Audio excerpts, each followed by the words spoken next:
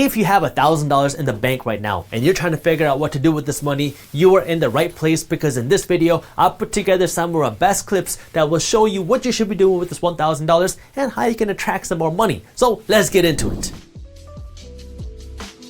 Passive income is the holy grail when it comes to wealth building, because now you are earning money while you sleep. This is what wealthy people spend all their time building. They want passive income. We all only have 24 hours in a day, and you don't want to spend 20 of those 24 hours working. You want to have your money working for you, and this is what passive income is all about. You take your money, you throw it somewhere, and now your money's out making you money 24 hours a day while you're sleeping, while you're on the beach, and while you're watching YouTube videos. Once you start investing for passive income, it becomes addicting. Like, you might just start off by getting $100 in passive income one year, but the next year, your goal might be, how do you make $100 in a month?